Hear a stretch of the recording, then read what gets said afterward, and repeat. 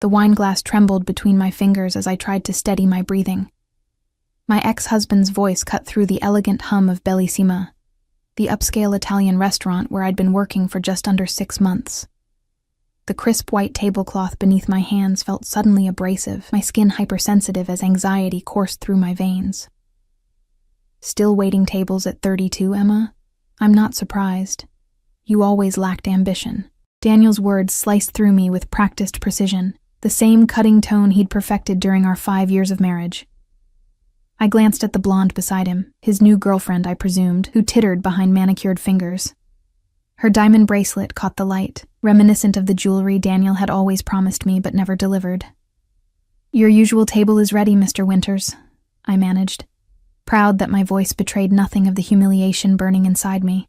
The scent of his familiar cologne, sandalwood and bergamot, triggered memories I'd spent 18 months trying to erase.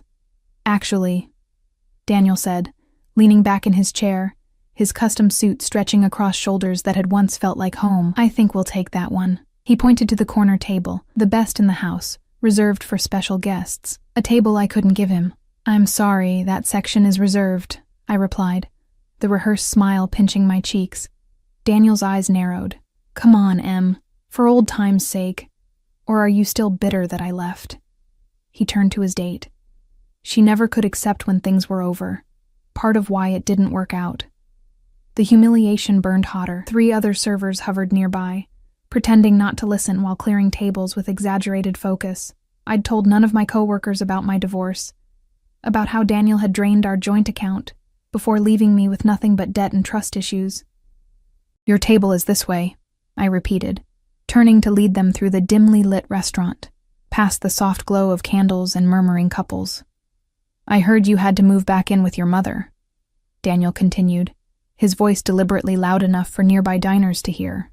"Pathetic, isn't it, Caroline? This is what happens when you marry for love without a prenup." My knees weakened. How did he know about my mother's place? I'd been living in her spare bedroom since losing our apartment, working double shifts to save for my own place while helping with her medical bills. The uniform I wore, a crisp white blouse and black skirt, suddenly felt like a billboard advertising my failure. That's when I noticed him. He sat alone at the corner table, the one Daniel had demanded. I'd never served him personally, but every staff member knew who he was. Salvatore Russo, owner of half the properties in this part of the city, including a rumored stake in Bellissima itself. His presence was always announced by the 2 men who entered first, security who scanned the restaurant before he arrived, and the hushed whispers that followed. Tonight, he wore a charcoal suit that looked hand-stitched, his dark hair swept back from a face that belonged in Renaissance paintings. Angular jaw, sculpted cheekbones, eyes the color of aged whiskey. Despite the summer heat outside, he showed no sign of discomfort. His posture relaxed yet commanding. Even seated, his authority was palpable. What caught me off guard was that he was watching me. Not glancing, not the casual observation of a bored diner. Watching. His eyes locked with mine across the room with such intensity that the rest of the restaurant seemed to fade into silence. His gaze held neither pity nor amusement at my humiliation, just a dark, calculating interest that made my skin prickle. "Still driving that beat-up Honda?" Daniel continued behind me, oblivious to my distraction. "I always told you it was embarrassing. Caroline and I just got a new Miss." The single word cut through Daniel's monologue like a blade. Salvatore Russo had raised 1 finger, not even his entire hand, and every server in the vicinity froze. My heart hammered against my ribs as his security detail shifted, suddenly alert. The entire restaurant seemed to hold its breath. "Sir?" I managed, my voice barely audible. "These guests seem dissatisfied with your service." His voice was deeper than I expected, with the barest hint of an Italian accent. "I believe there's been a misunderstanding." Daniel, sensing an opportunity to complain to management, stepped forward. "Yes, we requested the corner table and I wasn't speaking to you." Salvatore never took his eyes off me, his tone causing Daniel to physically recoil. Then, with deliberate slowness, Salvatore moved the leather portfolio that had been resting on the chair opposite him. "Sit with me." It wasn't a request. The restaurant went so quiet I could hear the ice settling in water glasses. Daniel's face flushed red, but the presence of Salvatore's security, one stationed by the door, another near the bar, kept him silent. I should have been frightened. Every instinct screamed that Salvatore Russo was dangerous. The rumors about his connections, the way even our restaurant manager deferred to him, the subtle threat that hung around him like expensive cologne. Yet in that moment, faced with Daniel's cruelty and my own humiliation, Salvatore seemed like sanctuary. "Your table, Mr. Winters, is this way," I said to Daniel, gesturing to Marco, another server, who hurried forward to escort them. I smoothed my skirt with trembling hands and approached Salvatore's table. Up close, he was even more intimidating. A thin scar traced his left eyebrow, and a heavy watch gleamed on his wrist. I caught the scent of something rich and masculine. Not cologne exactly, but something more elemental. His hands, resting casually on the table, bore a single platinum ring and immaculate nails.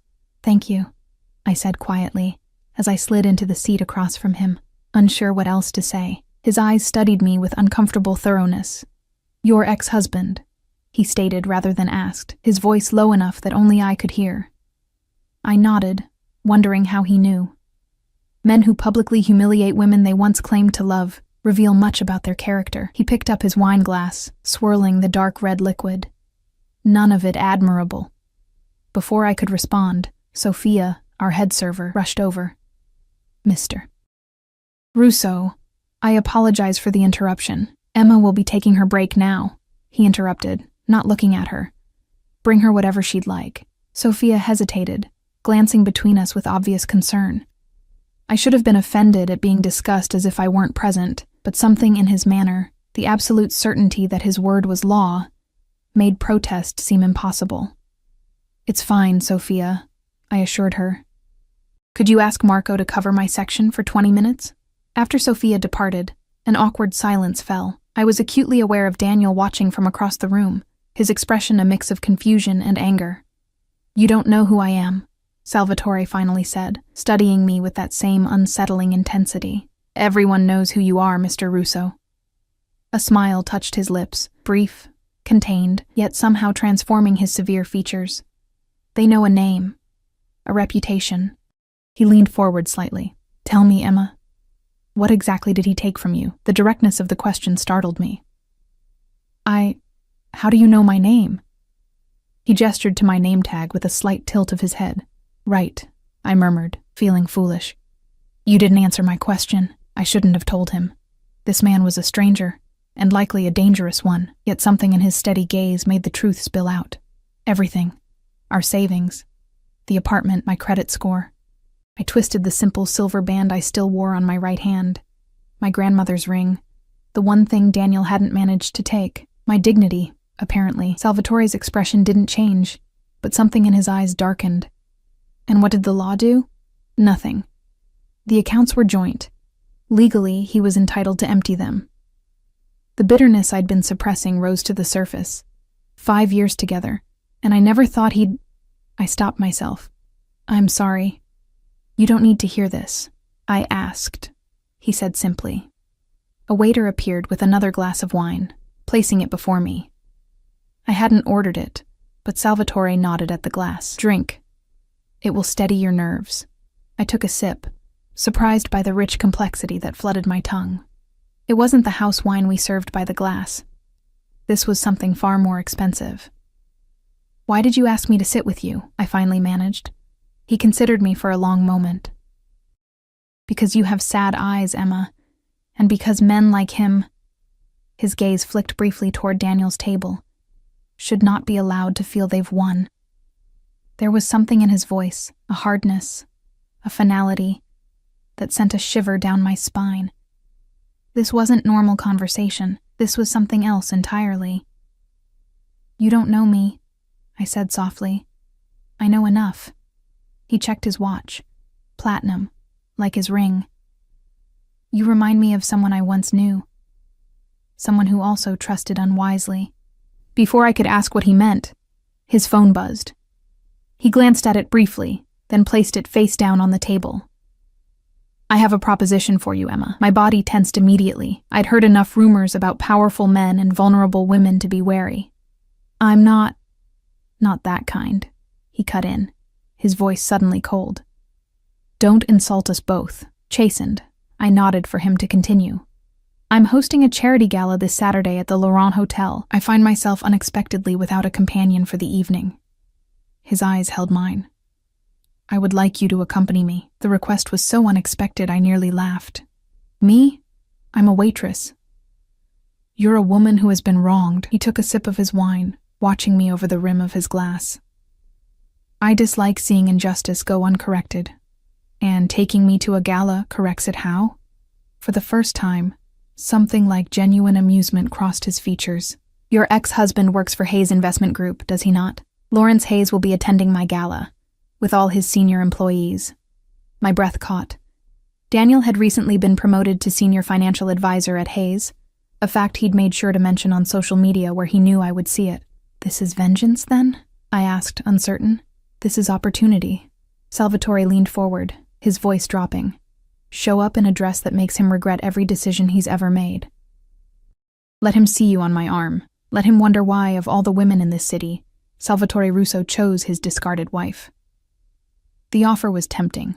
So tempting my hands shook, the chance to show Daniel I wasn't broken, wasn't destitute and desperate as he believed. The petty, wounded part of me that had cried into my pillow for months wanted to say yes immediately. But the rational part knew better. Why would you do this for a stranger? I asked. His expression remained unreadable. Perhaps I'm not as altruistic as I'm presenting. Perhaps I simply want the most interesting woman in the room on my arm. I'm not interesting. I'm ordinary. No, he said with such conviction I almost believed him. You're surviving. There's nothing ordinary about that. From across the restaurant, I could feel Daniel's eyes boring into us, could sense his confusion and growing anger. In one unexpected moment, the power dynamic between us had shifted. Say yes, Emma, Salvatore urged, his voice a velvet command. Let me show you what it feels like to be valued. It was madness, complete madness to consider going anywhere with this man. Yet as Daniel loudly ordered another bottle of champagne, as his date laughed at something surely at my expense, as my feet ached from a double shift that would barely cover my mother's medication this month, I found myself nodding. Yes, I whispered, sealing my fate with a single word. I'll go. Salvatore's smile was slow and satisfied, the look of a man who always got what he wanted. He reached into his jacket and withdrew a business card, sliding it across the table. My driver will collect you at 7. Text this number your address and dress size. He stood in one fluid motion, straightening his already immaculate jacket. Don't disappoint me, Emma. As he walked out, his security falling into step behind him, I clutched the heavy cardstock between my fingers. The restaurant resumed its normal rhythm, conversations rising again like the tide. Only I remained frozen, staring at the elegant black script on white cardstock. I'd just agreed to accompany one of the most dangerous men in the city to an event where I would face my ex-husband. All because of a moment of wounded pride and unexpected rescue. As I pocketed the card and stood to resume my shift, I caught Daniel's venomous gaze from across the room. For once, I didn't look away first. Whatever game Salvatore Russo was playing, I'd just become a willing piece on his board. And despite every warning bell ringing in my head, I couldn't bring myself to regret it. Not yet, anyway. The Laurent Hotel gleamed like a diamond against the night sky, its facade illuminated by strategically placed spotlights that highlighted the century-old architecture. I sat in the back of a sleek black Bentley, my fingers nervously smoothing the silk of a dress that cost more than 3 months of my rent. We've arrived, Miss Bennett. The driver, a broad-shouldered man named Anton, who hadn't spoken more than 10 words during our 20-minute drive, glanced at me in the rearview mirror. His eyes betrayed nothing, but I sensed he was assessing me, perhaps wondering why his employer had sent him to collect a waitress from a modest apartment on the unfashionable side of town. Thank you, I managed, my voice steadier than I felt. The dress had arrived yesterday in a box bearing the name of a designer I'd only seen in magazines, a deep emerald creation that hugged my body before cascading to the floor in liquid waves. With it came a pair of heels I'd spent hours practicing in, afraid of stumbling in front of Salvatore and his elite guests. No note accompanied these gifts, just a time and Anton's name. My mother had watched with worried eyes as I'd transformed myself in our small bathroom, applying makeup with trembling hands. "Emma, honey, are you sure about this?" she'd asked, leaning against the doorframe, her bathrobe belted tightly around her too-thin frame. "Men like that, they're used to taking what they want. It's just one night, Mom," I'd assured her, brushing mascara onto my lashes. One night of pretending to be someone else. But as Anton opened my door and offered his hand, as the cool night air carried the scent of wealth and privilege to my nostrils, I wondered if one night would be enough. Or too much. The hotel lobby bustled with beautiful people in exquisite clothing, all heading toward the grand ballroom where Salvatore's gala was being held. I followed Anton through the crowd, acutely aware of curious glances. Did I look as out of place as I felt? Could they sense the polyester uniform hanging in my closet at home? Anton led me to a private elevator, accessed with a key card. "Mr. Russo is waiting upstairs," he informed me as the doors closed, sealing us in polished mahogany and brass. He had business to attend to before joining the main event. My heart stuttered. I'd assumed we would meet in the ballroom, surrounded by others. The idea of facing Salvatore alone, in some private suite, sent a fresh wave of anxiety through me. The elevator opened directly into a penthouse foyer. Anton gestured for me to step out, then remained behind as the doors closed. I stood frozen, taking in the opulence around me, the marble floors, the fresh orchids arranged in crystal vases, the floor-to-ceiling windows offering a panoramic view of the city lights. "You're punctual. I appreciate that in a woman." I turned to find Salvatore watching me from the entrance to what appeared to be a living room. He wore a tuxedo that made Daniel's custom suits look mass-produced in comparison, the crisp white of his shirt contrasting with his olive complexion. His dark hair was styled impeccably, and a faint scent of spice and cedar followed him as he approached. "The dress suits you," he observed, circling me slowly.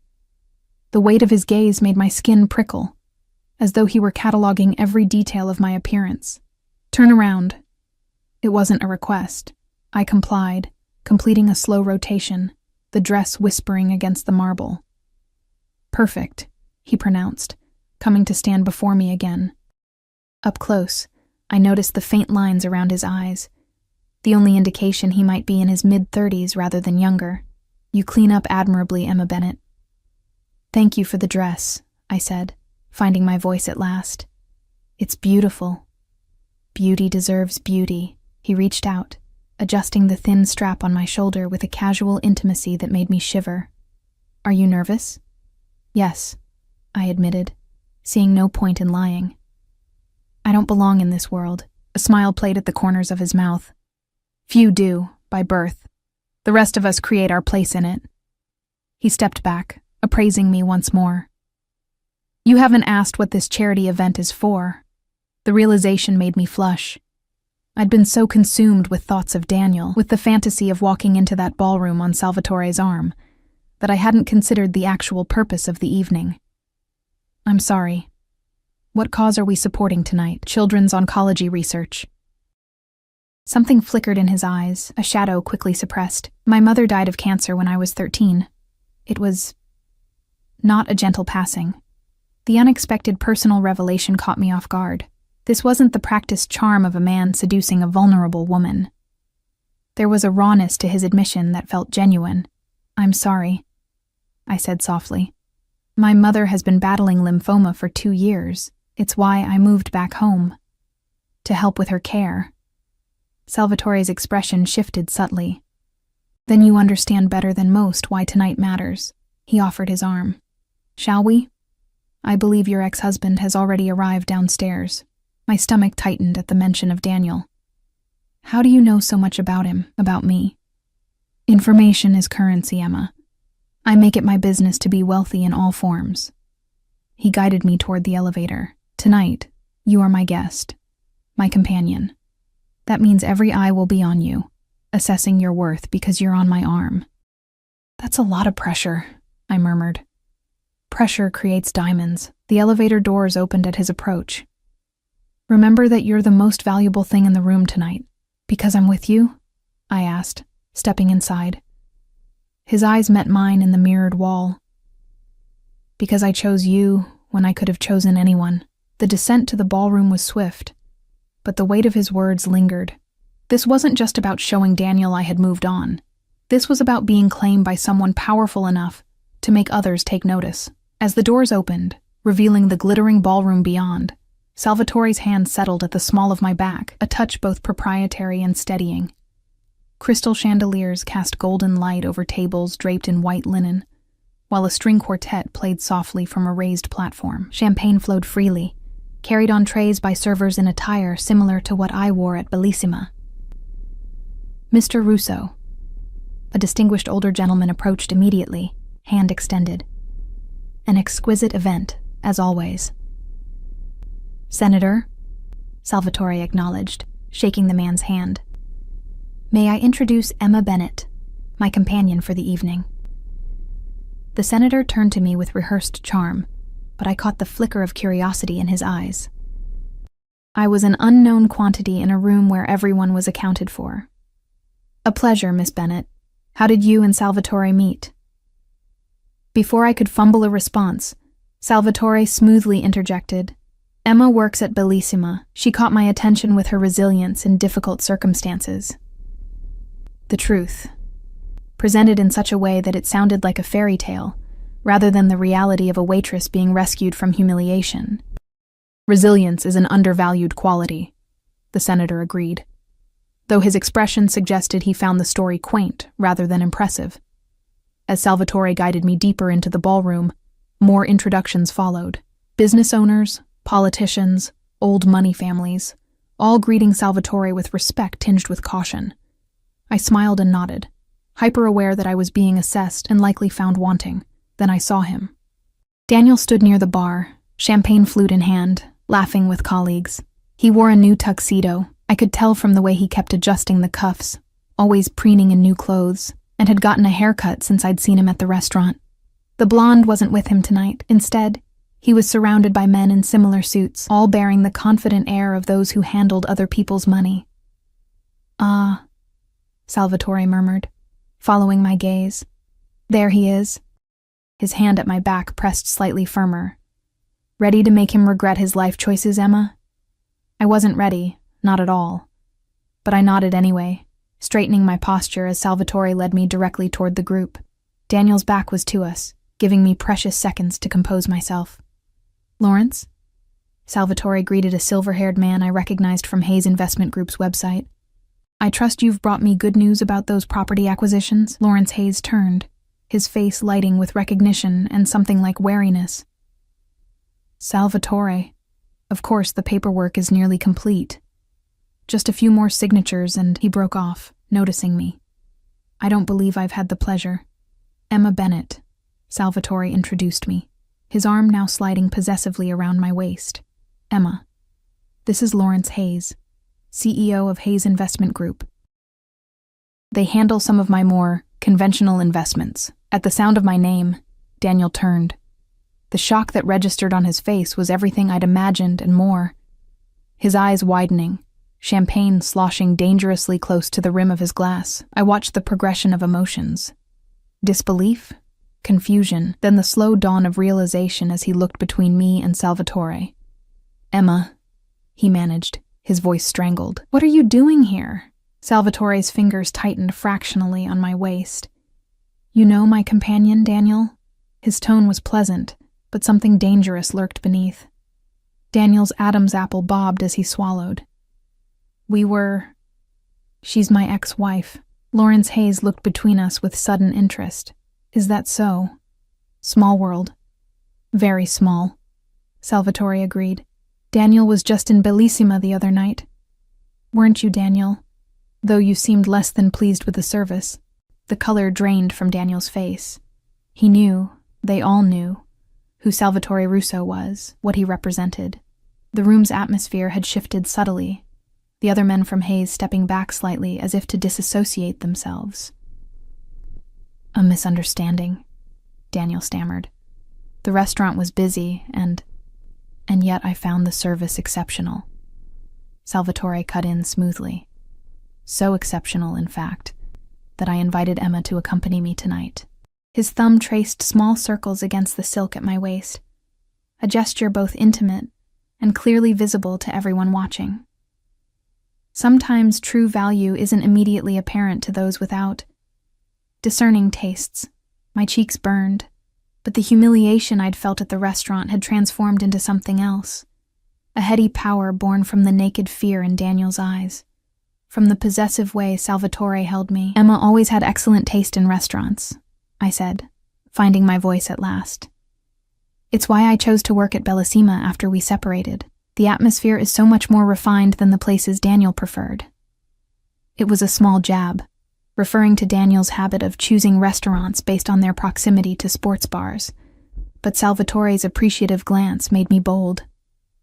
"You're working there as a server?" Lawrence asked, his surprise poorly disguised. "Among other things," Salvatore answered for me. "Emma has been consulting on some special projects for me. Her insight has been invaluable." The lie rolled off his tongue with such conviction that for a moment even I almost believed it. Daniel's expression darkened, suspicion replacing his initial shock. "What kind of projects?" he asked, a hint of his old condescension returning. "Emma's background is in English literature, hardly relevant to your business interests, Salvatore." "On the contrary," Salvatore replied, his voice dropping to a register that made the hairs on my arms stand up. "Emma possesses qualities I find essential in my inner circle: loyalty, discretion, resilience." He lifted his free hand, brushing a strand of hair from my face with deliberate tenderness. "Intelligence that sees beyond surface appearances." The implication hung in the air, that I was not merely arm candy but someone privy to Salvatore's confidences, someone he trusted.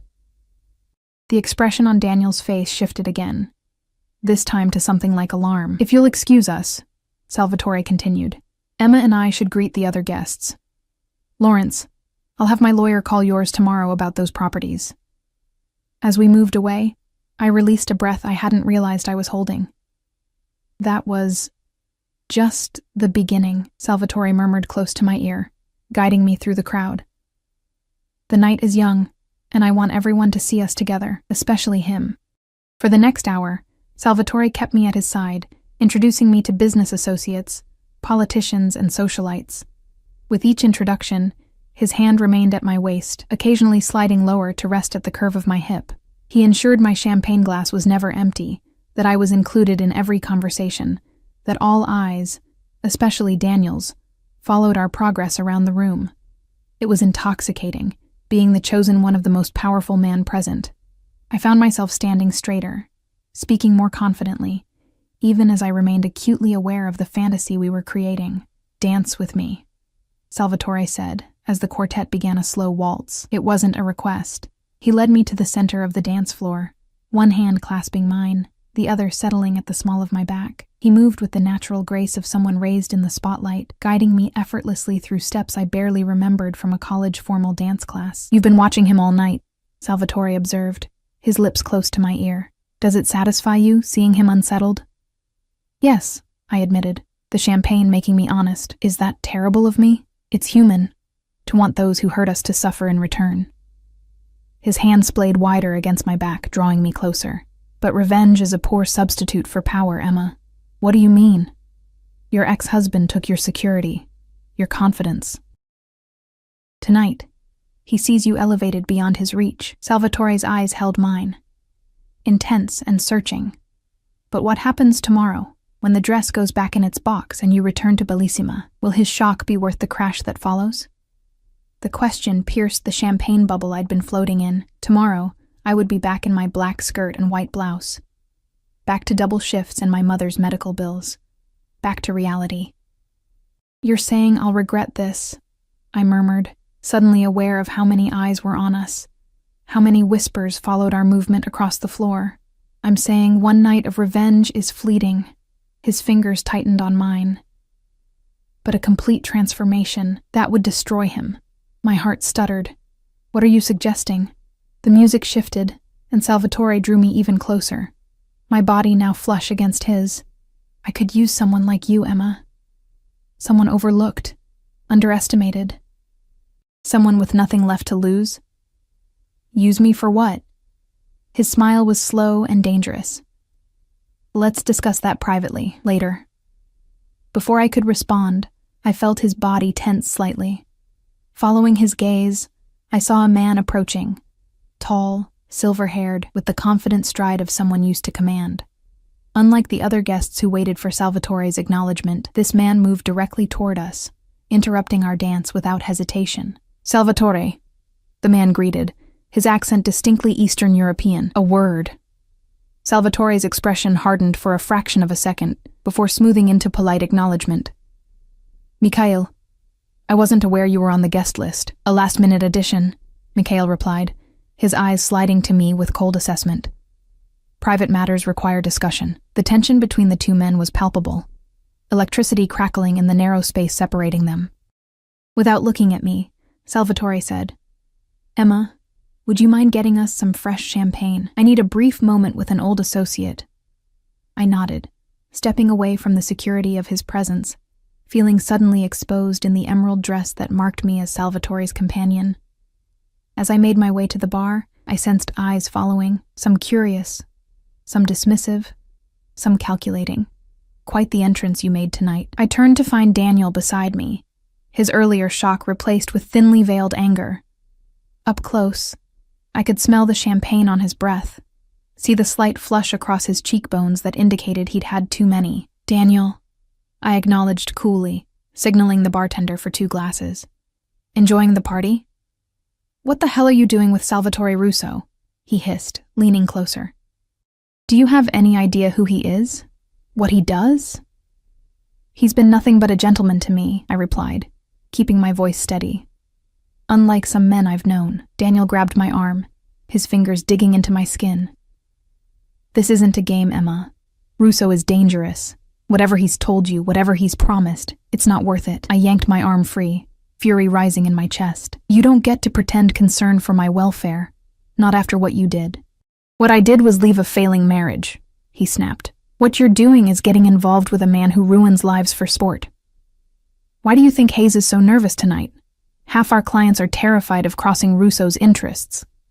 "Maybe they should be more careful about who they cross," I retorted, accepting the champagne flutes from the bartender. Daniel stepped closer, his voice dropping. "Has he fucked you yet? Is that what this is about? Revenge via the most dangerous man you could find?" The crude question hit like a slap. Before I could respond, a hand settled on Daniel's shoulder, not Salvatore's, but Anton's, the driver who had brought me to the hotel. "Mr. Russo suggests you step away from Miss Bennett," Anton said quietly, his massive frame dwarfing Daniel's. Daniel's face contorted with fury and fear. "Tell your boss to find another pawn." "Emma's not cut out for his world." "That will be all, Mr. Winters," Anton replied, his grip visibly tightening until Daniel winced. As Daniel retreated, shooting me one last warning glance, Anton turned to me. "Mr. Russo apologizes for the interruption. He asks that you join him in the private lounge. I'll escort you." The champagne glasses forgotten, I followed Anton through a discreet door at the side of the ballroom and down a corridor lined with artwork worth more than I would earn in a lifetime. We stopped at a heavy wooden door guarded by 2 men who nodded to Anton and stepped aside. The room beyond was intimate, leather sofas arranged around a low table, a fire burning in a marble hearth despite the warm evening. Salvatore stood alone by the window, silhouetted against the city lights, a tumbler of amber liquid in his hand. "Leave us," he instructed Anton without turning. The door closed with a soft click, sealing us in private luxury. "Your ex-husband accosted you at the bar," Salvatore said, still facing the window. It wasn't a question. "You saw?" I asked, suddenly conscious of how he seemed to know everything that happened around him. "I see everything concerning you, Emma." He turned then, his expression unreadable. "Did he frighten you?" "No," I answered truthfully. "He tried to warn me about you." Salvatore's laugh was soft and without humor. "How noble of him, and what terrible things did he say?" I hesitated, uncertain how to navigate these waters. He implied your business interests aren't entirely legitimate. And do you believe him? Salvatore moved closer, stopping when barely a foot separated us. His presence seemed to fill the room, making it difficult to think clearly. I believe everyone in that ballroom fears you, I said carefully. And yet they court your favor. Fear and respect are close cousins. He reached out, his fingers tracing the line of my jaw with feather-light precision, sometimes indistinguishable. I should have stepped back, should have thanked him for the evening and asked to be taken home. Instead, I remained frozen, mesmerized by the danger and possibility he represented. What did you mean before? I asked, my voice barely above a whisper. About using me? His hand dropped to the side of my neck, thumb resting at the pulse point where my heartbeat betrayed my nervous anticipation. I meant exactly what I said. I need someone loyal, someone overlooked, someone with nothing left to lose. His eyes held mine. Someone like you, Emma Bennett. For what purpose? I pressed. To be my eyes and ears in places I cannot go. To be above suspicion. His thumb moved in a slow circle against my skin. To belong to me. In all ways that matter. The possessiveness in his voice should have repelled me. Instead, it ignited something primal. The desire to be claimed, to be valued, to be protected after months of vulnerability. And if I say yes? My voice trembled despite my efforts to control it. What then? Salvatore's eyes darkened. Then you enter my world completely. No more waiting tables. No more financial worries. Your mother's medical care provided for. His hand slid to cup the back of my neck. In return, you are mine. Exclusively mine. A kept woman, I breathed, the words both thrilling and terrifying. A partner, he corrected. I have mistresses, Emma. What I need is someone I can trust. The blunt honesty caught me off guard. Why me? You could have anyone. Because you have sad eyes, but you haven't surrendered. Because you serve champagne to men who don't deserve to breathe the same air as you, yet you do it with dignity. His gaze burned into mine. Because from the moment I saw him humiliate you, I wanted to possess what he was foolish enough to discard. It was a confession of obsession, not love. A dangerous proposition from a dangerous man. Yet as the fire crackled and the muffled sounds of the gala continued beyond the door, I found myself weighing not whether to accept, but what I would become if I did. I need to think, I whispered. Salvatore nodded once, releasing me. You have until tomorrow night. I'll send Anton for your answer. He moved back to the window, dismissal clear in his posture. For tonight, we return to our performance. Your ex-husband should leave with no doubt about who you belong to now. As if summoned by those words, Anton appeared at the door, ready to escort me back to the ballroom and the fantasy we had crafted for public consumption. One more night of pretending before I had to decide whether to make the fantasy permanent. And as Salvatore offered his arm once more, as we stepped back into the glittering crowd with his hand possessively at my waist, I caught Daniel watching us with naked fear in his eyes. Fear not for himself, I realized with sudden clarity, but for me. The morning after the gala, I awoke to sunlight filtering through thin curtains and the distant sound of my mother's television in the living room. For a moment, I lay still, the emerald dress hanging on my closet door, the only evidence that last night hadn't been a dream. My phone buzzed on the nightstand, a text from an unknown number. Your decision, 8 p.m. tonight. Simple. Direct, leaving no room for negotiation or delay. I pressed the phone to my chest, memories flooding back, Salvatore's hand at my waist, the fear in Daniel's eyes, the promise of a life where financial worries wouldn't consume my every waking moment, where my mother's medical care would be guaranteed, where I would belong to someone powerful enough to remake my world. Emma? My mother's soft knock preceded her appearance in the doorway. She looked paler this morning, the treatments taking their toll. How was your evening with the mysterious Mr. Russo? I sat up, trying to arrange my thoughts into something that wouldn't worry her. It was interesting, opulent. She studied me with the perceptiveness that illness had only sharpened. And dangerous, I imagine. She moved to sit at the edge of my bed, her bathrobe hanging loosely on her thinning frame. You had that look when you came home last night. The same look you had before you ran off to marry Daniel. This isn't like that, I protested, though I wasn't entirely convinced myself. No, she agreed, surprising me. It's worse. Men like Salvatore Russo don't pursue waitresses for their conversation, Emma. She took my hand, her fingers cool against my skin. Whatever he's offering, remember there will be a price. If only she knew how right she was, and how tempted I was to pay it. I have to get ready for work, I said, slipping from beneath the covers. My shift at Bellissima started at noon, giving me precious little time to process everything before facing the real world again. My mother nodded, rising slowly. Just promise me you'll be careful. I can't lose you too. The words hit like a physical blow. After my father's death 3 years ago, and her diagnosis shortly after, we had only each other. My decision wouldn't affect just me. I promise, I whispered, knowing it might be a promise I couldn't keep. Bellissima was quiet for a Tuesday lunch service, the dining room half empty as I moved between tables with practiced efficiency. My uniform felt strange after the silk and luxury of last night.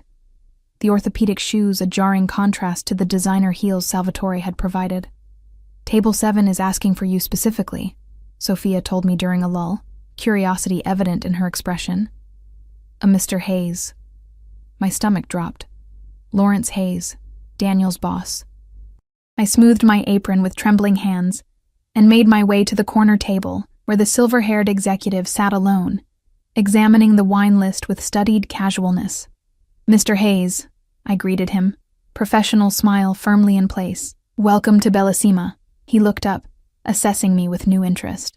Without the emerald dress and Salvatore's arm around my waist, I was just another server, yet he'd sought me out deliberately. Miss Bennett. Thank you for taking my table. He closed the menu, his manner direct. I'll have the grilled salmon and a glass of whatever white wine you recommend. But first, I'd appreciate a moment of your time. I glanced around the half-empty restaurant. Of course. He gestured to the chair opposite him. Please, sit. It was inappropriate. Servers didn't sit with customers, but refusing seemed unwise. I perched on the edge of the seat, hands folded in my lap.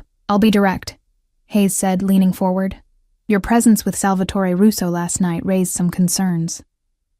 I don't see how my personal life concerns Hayes' investment group, I replied carefully. His smile was thin. Normally it wouldn't, but Daniel's reaction was noticeable. And given Salvatore's recent interest in acquiring properties our firm has stakes in, I can't help wondering about the timing. The implication was clear. He suspected I was being used to manipulate Daniel to get information about Hayes' investments. Mr.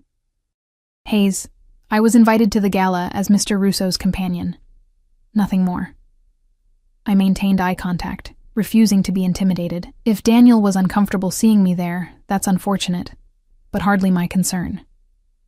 Hayes studied me, searching for deception. Daniel says you're not the type to get involved with someone like Russo, that you're too principled. A bitter laugh escaped before I could stop it. Daniel emptied our joint accounts and left me with nothing but debt when he decided our marriage was inconvenient. His assessment of my principles is hardly reliable. Something like respect flickered in Hayes' eyes. Fair enough. He sat back, the interrogation apparently complete. I hope, for your sake, you know what you're doing with Russo. He isn't known for his forgiving nature when crossed. The warning hung between us as I rose. I'll put your order in right away, Mr. Hayes. As I walked back to the kitchen, my phone vibrated in my pocket. Another text from the unknown number. Your mother's appointment has been moved to Dr. Kessler at Memorial. Car, waiting outside. I froze, pulse racing. My mother had an oncology appointment this afternoon, at the county hospital, with a doctor we'd waited 3 months to see. Dr. Kessler was the city's leading oncologist, with a closed practice and a waiting list years long, and Salvatore had already arranged it, before I'd even given him my answer. I found Sophia in the kitchen. I need to leave, I said, my voice urgent. Family emergency. Her eyes widened with concern. Of course. Is it your mother? Yes, but it's complicated. I'll explain later. I was already untying my apron, reaching for my bag in the staff room. Minutes later, I burst through Bellissima's front doors to find a black sedan idling at the curb. The driver, not Anton this time, but a woman with a severe bob and perfect posture, opened the rear door without a word. "Who are you?" I demanded, not moving toward the car. "Maria. I work for Mr. Russo." Her voice was clipped, professional. "Your mother is already in the car. We're going to be late for her appointment if we don't leave now." Sure enough, I could see my mother's confused face peering from the back seat. I approached cautiously, opening the door wider. "Emma, what's happening?" she asked as I slid in beside her. "This woman showed up saying my doctor appointment was changed. I tried to call you, but it's all right," I assured her, taking her hand as the car pulled away from the curb. "It's been arranged by a friend." "Mr. Russo," Maria supplied from the front seat, meeting my eyes in the rearview mirror. "Dr. Kessler is his personal physician. The doctor has reviewed your mother's files and believes there may be treatment options your previous doctors overlooked." My mother turned to me, alarm replacing confusion. "Emma, what have you done?" "Nothing," I said quickly. "Not yet. I searched for words that wouldn't frighten her further. This is a gesture of goodwill. Or a demonstration of power, a reminder of what Salvatore could provide, and what accepting his offer would mean." The ride to Memorial was silent, my mother's hand clutching mine with surprising strength. When we arrived, we were escorted past the crowded waiting room directly to a private suite where Dr. Kessler, a distinguished man in his 60s with kind eyes and confident movements, was waiting. "Mrs. Bennett, Miss Bennett," he greeted us warmly. "I've been reviewing your case. I believe we have options to discuss." For the next hour, he outlined an experimental treatment protocol, one normally reserved for patients with significant financial resources or connections. The survival rates he quoted were double what we'd been told by previous doctors. "How much will this cost?" my mother asked, ever practical despite the hope now brightening her eyes. Dr. Kessler's smile was practiced. "The financial aspects have been arranged. You're to focus on getting well, Mrs. Bennett." As the appointment concluded, a nurse appeared with a schedule of treatments beginning the following week. My mother was led away for preliminary blood work, leaving me alone with Dr. Kessler. "Mr. Russo is very interested in your mother's recovery," he said, his tone careful. "It's rare for him to involve himself in a patient's care so directly." I swallowed hard. And if things changed between Mr.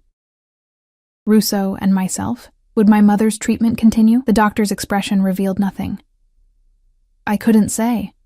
I only know that he was explicit about providing the best care possible, regardless of cost.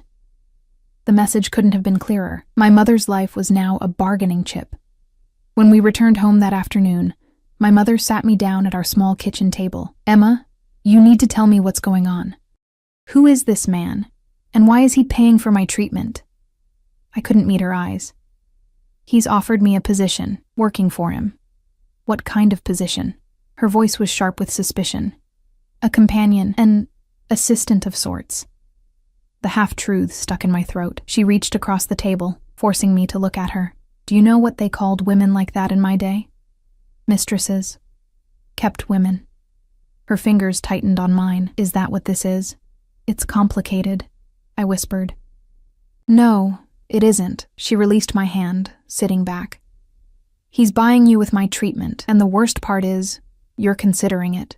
Tears burned behind my eyes. "What choice do I have, Mom? We're drowning in medical debt. This treatment could save your life, not at the cost of yours," she countered fiercely. "I won't have my life extended by watching you sell yourself to a man like that." "You don't understand what he's offering," I said, rising from the table. "Security. Protection. A life where we don't have to struggle for every basic necessity. And what's the price? Your freedom? Your safety?" She shook her head. "Your father would—" "Dad isn't here," I cut in, harsher than I intended. "He left us with nothing but memories and an insurance policy that barely covered the funeral costs." I'm trying to be practical. The hurt in her eyes made me instantly regret my words. But before I could apologize, my phone buzzed again. 7 p.m. Decision time moved up. Car coming. I stared at the screen, heart pounding. The shift in timeline felt deliberate, calculated to catch me off balance after the emotional whirlwind of the day. "That's him, isn't it?" my mother asked quietly. I nodded, unable to speak. She stood slowly, steadying herself against the table. "Whatever you decide, Emma, remember who you are. Your soul isn't for sale, no matter how pretty the package." As she retreated to her bedroom, I remained frozen in our kitchen, the clock on the wall ticking away the minutes until I would have to give Salvatore my answer. An answer that had become infinitely more complicated now that he'd demonstrated exactly what he could offer, and what I stood to lose. The sleek black car arrived precisely at 7, idling outside our apartment building with quiet authority. I'd changed 3 times, finally settling on a simple navy dress, respectable but unremarkable. If this was to be a business arrangement, I would present myself accordingly. "I won't wait up," my mother said from her bedroom doorway, her face drawn with worry in the aftermath of today's extensive tests. "Just remember what I said." I kissed her cheek, inhaling the familiar scent of her lavender soap. "I love you," I whispered, words that felt simultaneously inadequate and all-encompassing. Anton opened the car door as I approached, his expression as impassive as ever. "Miss Bennett." The drive was silent, the darkening city sliding past my window like scenes from a life I was leaving behind. We didn't head toward the restaurant or the Laurent Hotel, but into the exclusive North Shore neighborhood where mansions stood behind wrought iron gates and private security. The car turned into a curved driveway, approaching a modern structure of glass and stone perched at the edge of a cliff overlooking the water. Unlike the ostentatious homes we'd passed, this one projected quiet power, understated elegance that required no explanation. "Mr. Russo is waiting in the study," Anton informed me as we entered a soaring foyer of marble and light. "This way."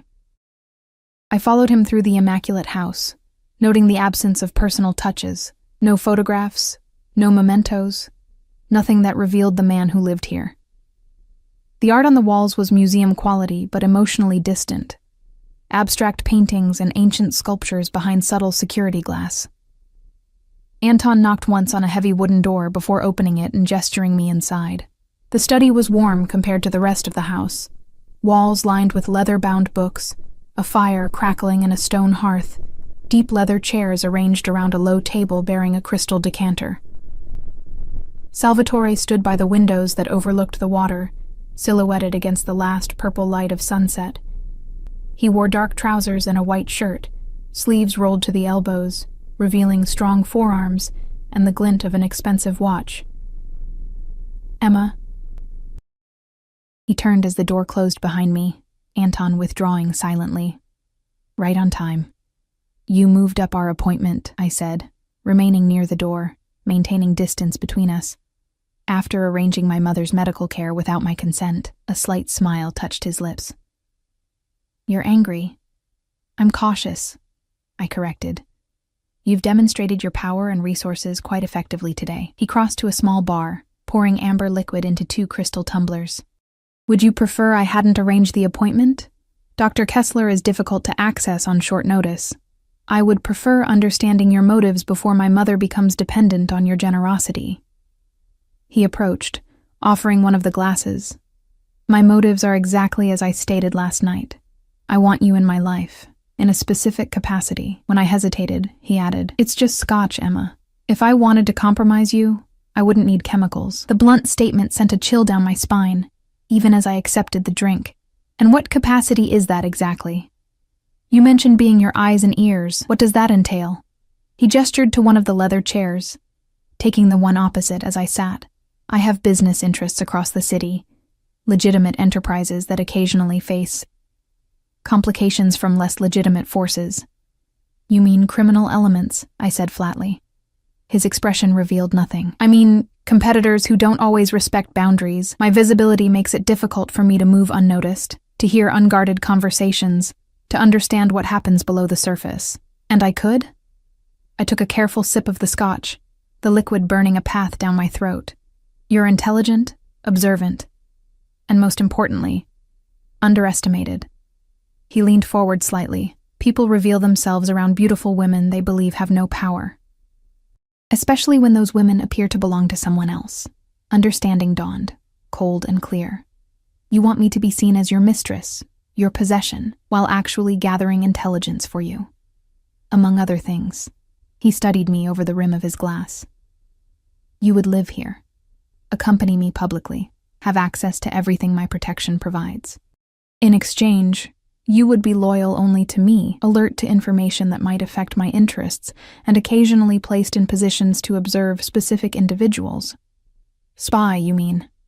The word fell between us, ugly and undisguised, if you prefer that term.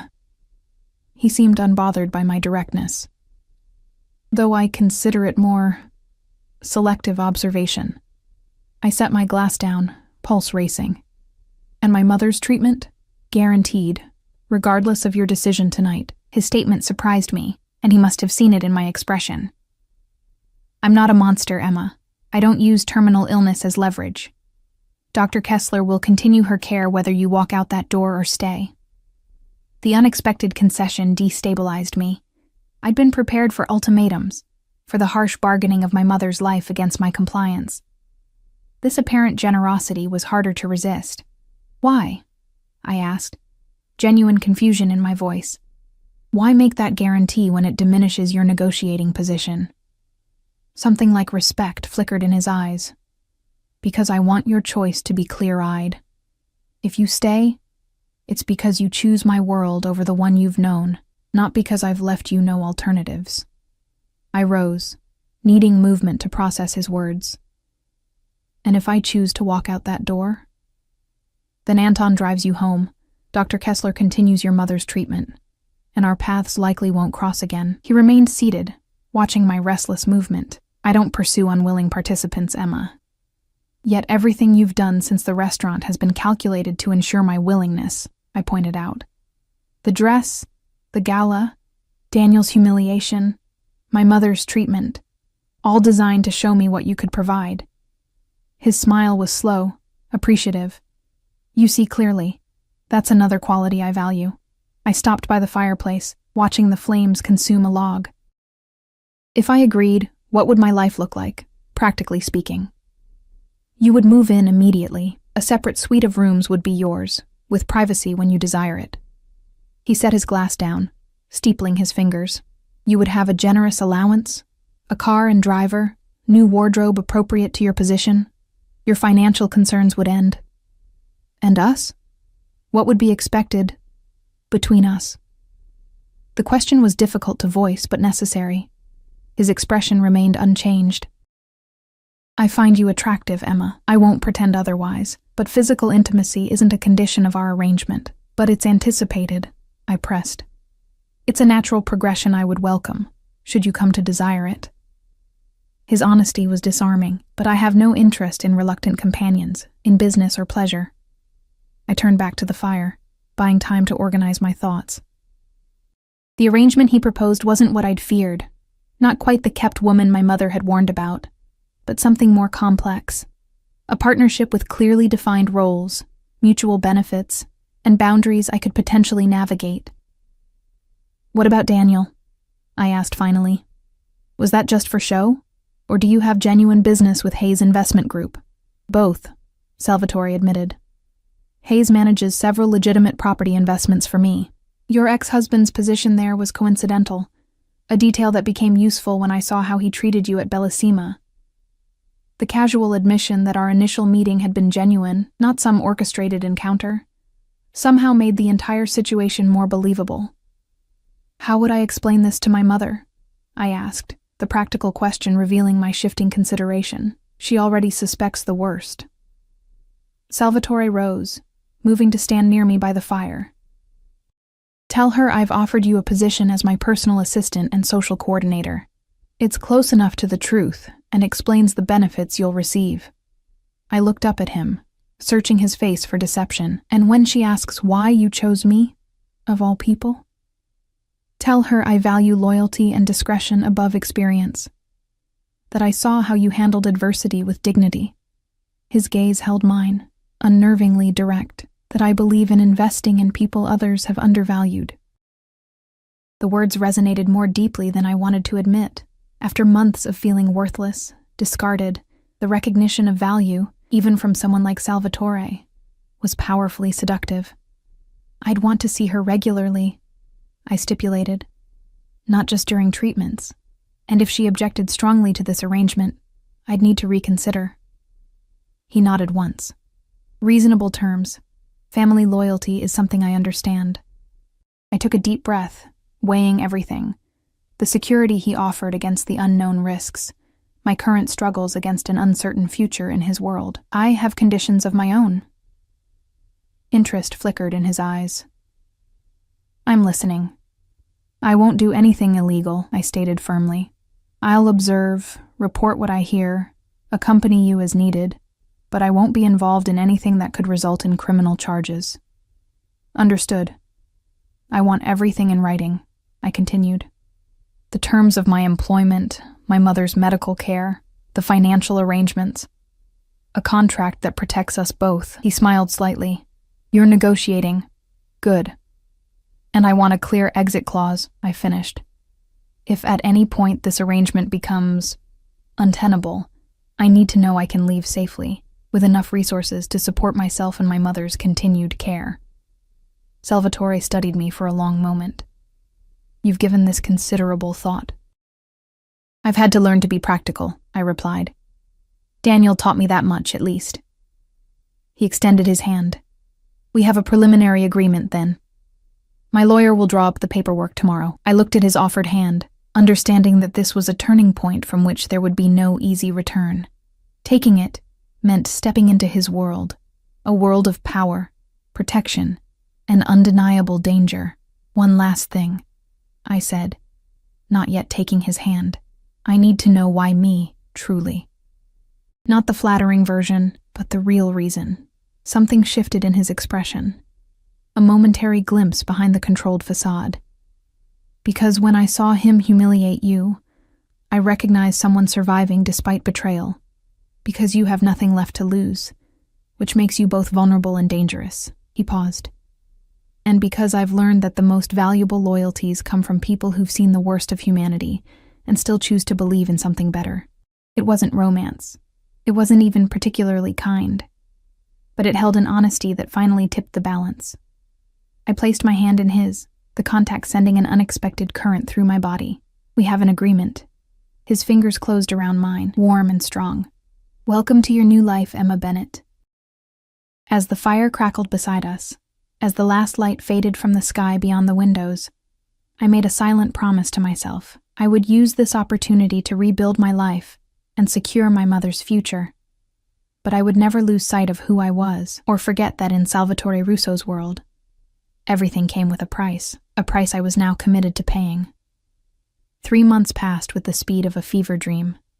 My life transformed so completely that sometimes I would wake in my luxurious suite, a space larger than our entire apartment had been, and momentarily forget how I'd arrived there. My mother had moved into the guest house on Salvatore's property 2 weeks after I accepted his offer. Initially resistant, she'd gradually relented as Dr. Kessler's treatment began showing promising results. The latest scans revealed significant tumor reduction, and color had returned to her cheeks for the first time in years. I still don't entirely approve, she'd told me just yesterday during our weekly garden lunch. But I can't deny he's been generous. An understatement. Salvatore had not only covered her medical care, but had also arranged for a live-in nurse, a specialized diet prepared by his personal chef, and transportation to every appointment. He treated her with unfailing courtesy during their infrequent interactions, never mentioning the nature of my position in his household. As for that position, it had evolved in ways I hadn't anticipated. I'd expected to be paraded around at social functions, listening for useful information while playing the role of decorative companion. Instead, I'd become something far more integrated into Salvatore's daily operations. You have good instincts, he'd observed after I'd noticed a pattern in the behavior of one of his restaurant managers. Subtle discrepancies that eventually revealed an embezzlement scheme. I want you in more meetings. From there, my responsibilities expanded. I reviewed contracts beside him, sat in on business negotiations, accompanied him to property acquisitions. Always watching, always listening, noting who seemed nervous, who avoided eye contact, who spoke too quickly or too slowly. "You see things others miss," Salvatore had said one evening, as we reviewed my observations about a potential business partner. "You notice the human elements while my other advisors focus on numbers." It was true.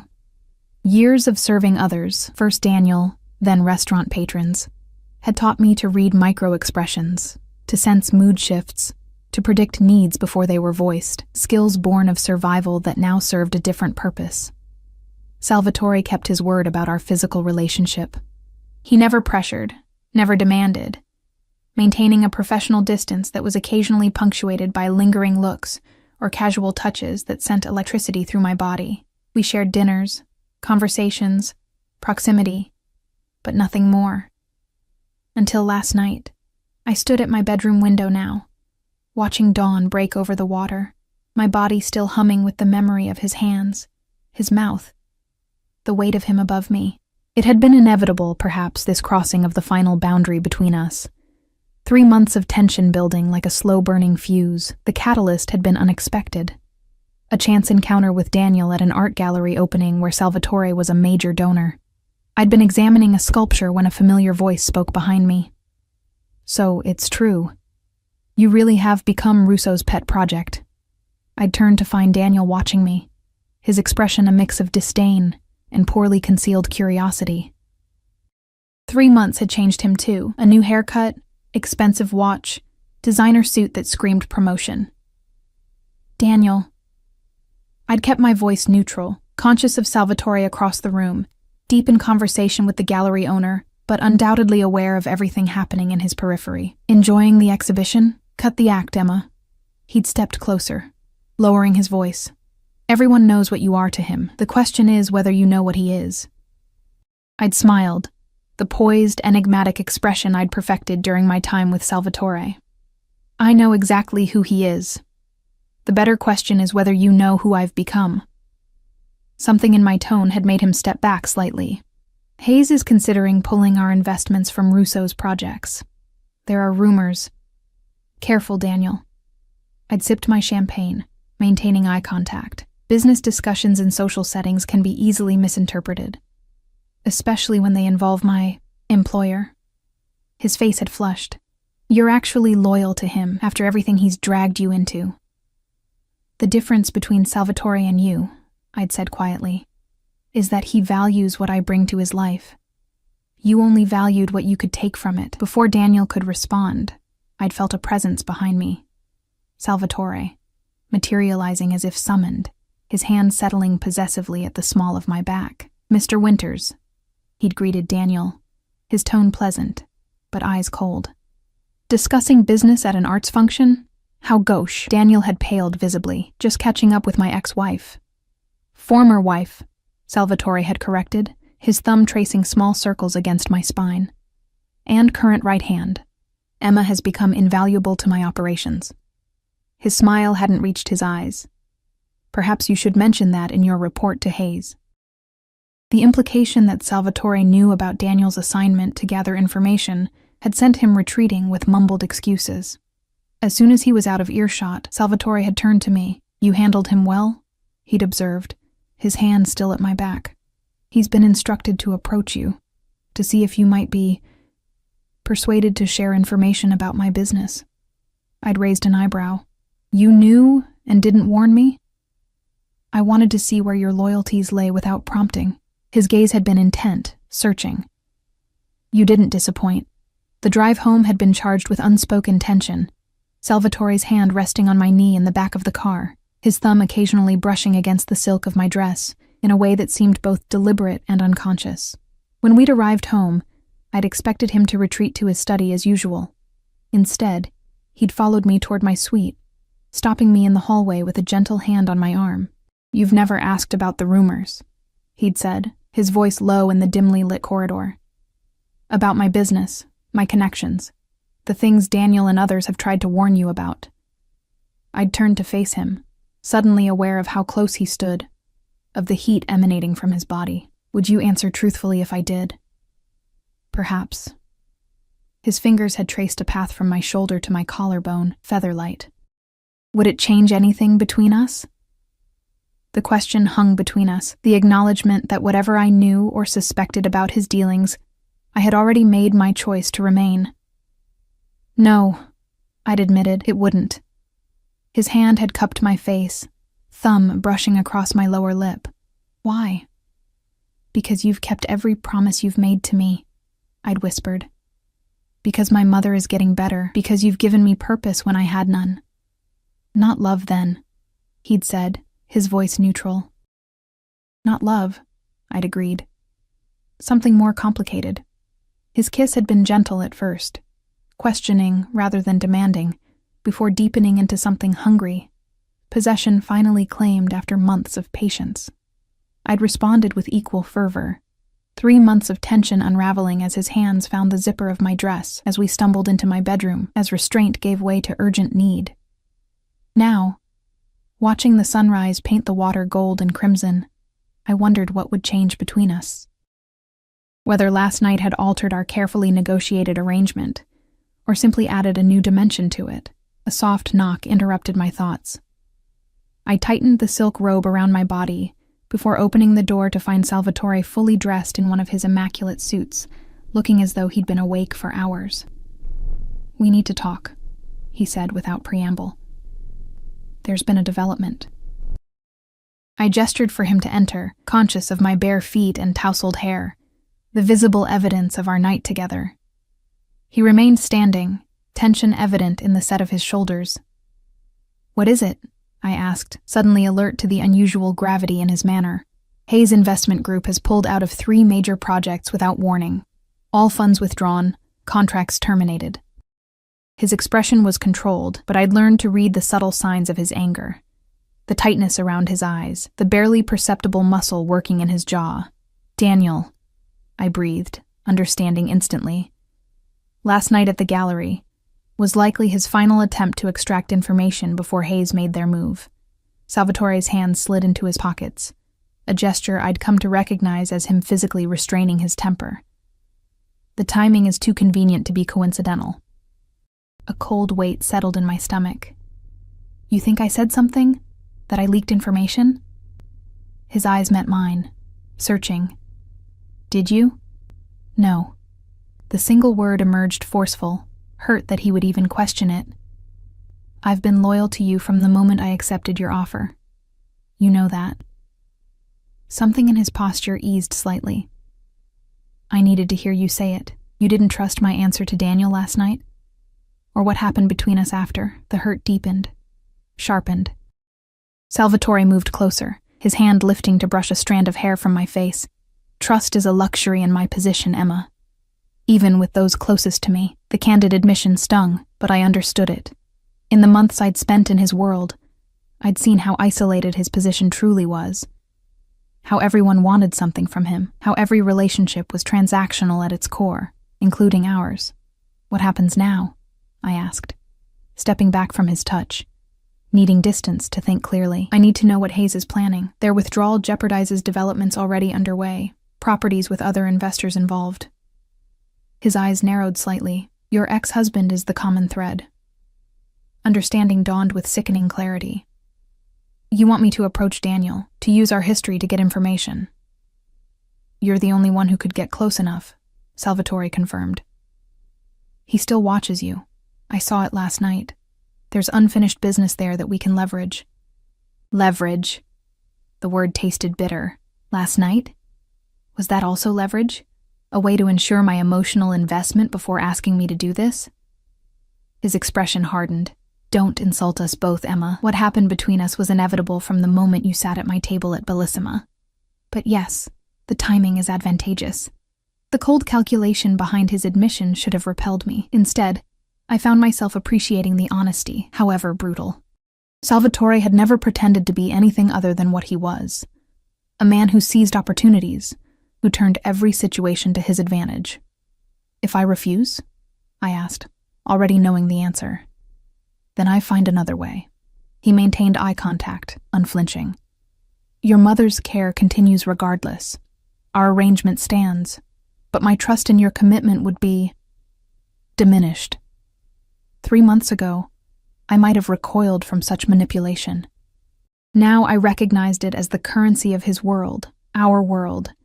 Trust was earned through action, loyalty through sacrifice. "What exactly do you need me to do?" I asked. Decision already made. Relief flickered briefly across his features before the mask of control returned. "Contact him. Suggest you have doubts, concerns about your position. Let him believe you might be persuaded to share information about my operations. You want me to play double agent," I clarified. "Pretend to betray you in order to learn Hayes's plans." "Yes." He moved to the window where I'd been standing, looking out at the water now bathed in morning light. "It's dangerous, potentially. If he suspects your true purpose..." The unfinished sentence hung between us, heavy with implication. I joined him at the window, not quite touching, but close enough to feel the heat of his body. He underestimated me once before. He'll do it again. Salvatore turned to face me, something like pride in his expression. "You've changed in these months, Emma. Grown stronger. Learned from the best," I replied, attempting lightness despite the gravity of what we were discussing.